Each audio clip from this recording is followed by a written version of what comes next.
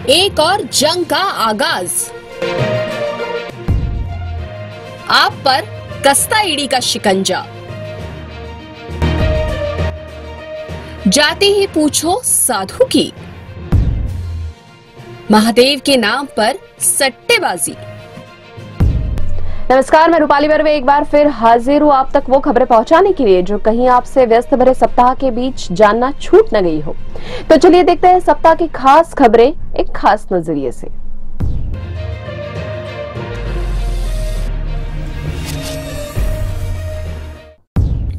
रूस और यूक्रेन की जंग अभी थमने का नाम नहीं ले रही है। इसी बीच इजराइल और फिलिस्तीन आमने सामने हो गए हैं। शनिवार सुबह करीब 8 बजे इजराइल की राजधानी तेल अवीव, स्टेरोट, अश्कलोन समेत 7 शहरों में हमास ने 5000 रॉकेट दागे। इस हमले में आधा दर्जन से ज्यादा लोगों की मौत हो गई है, जबकि सैकड़ों लोग घायल हो गए हैं। मरने वालों का आंकड़ा बढ़ सकता है। इस हमले के बाद इजराइल के प्रधानमंत्री बेंजामिन नेतन्याहू ने जंग का ऐलान कर दिया है।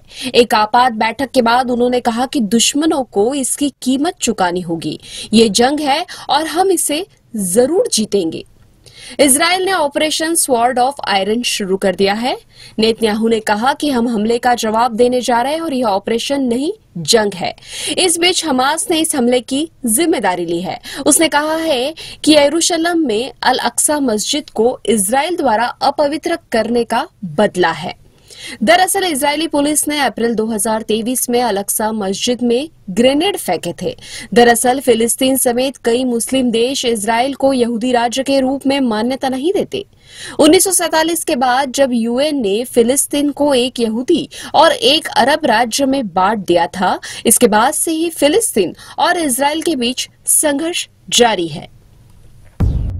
पहले आम आदमी पार्टी के नेता सत्येंद्र जैन, फिर मनीष सिसोदिया और अब राज्यसभा सांसद संजय सिंह पर शराब घोटाले के मामले में ईडी ने शिकंजा कस दिया है।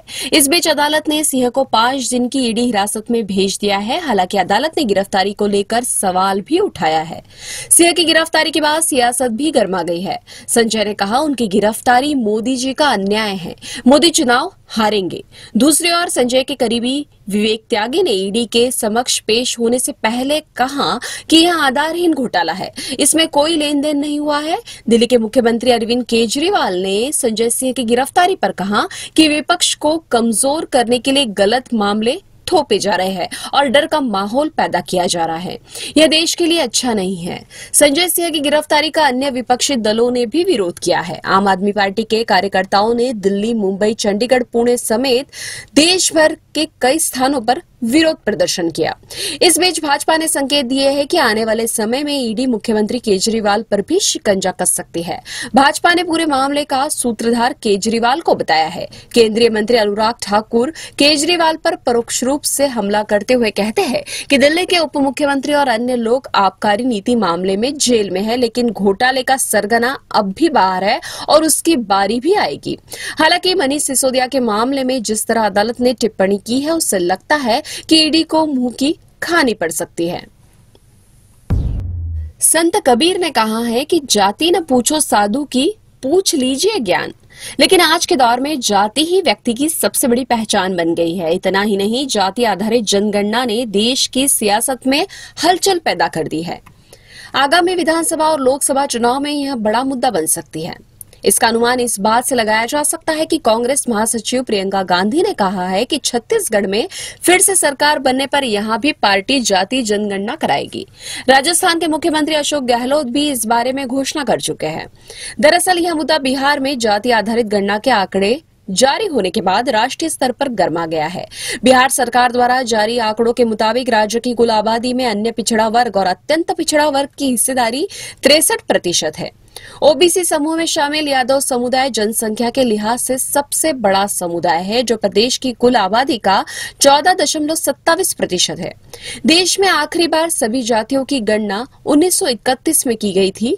बिहार मंत्रिमंडल ने पिछले साल 2 जून को जाति आधारित गणना कराने की मंजूरी देने के साथ ही इसके लिए 500 करोड़ रुपए की राशि भी आवंटित की थी।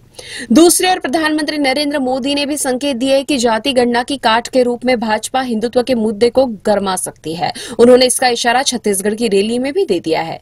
उन्होंने स्पष्ट शब्दों में कहा है कि कांग्रेस समेत विपक्षी दल हिंदू समुदाय को बांटने की कोशिश कर रहे हैं।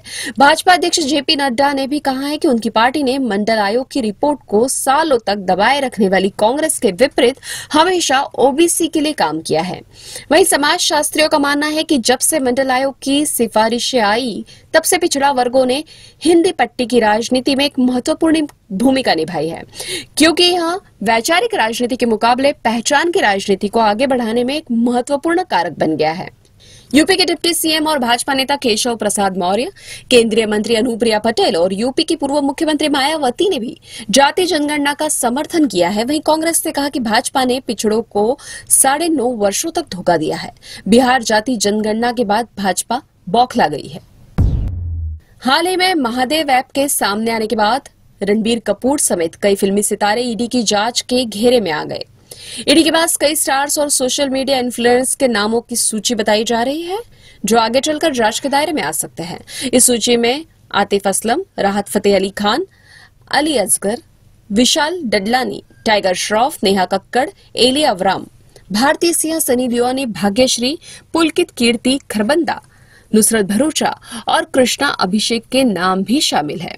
अब तक ईडी की टीम ने कोलकाता, भोपाल, मुंबई में तलाशी के बाद 417 करोड़ रुपए जब्त किए हैं और इस ऐप को संचालित करने वाले सौरभ चंद्राकर के बारे में कहा जाता है कि वो कभी पुणे में जूस की दुकान चलाया करता था।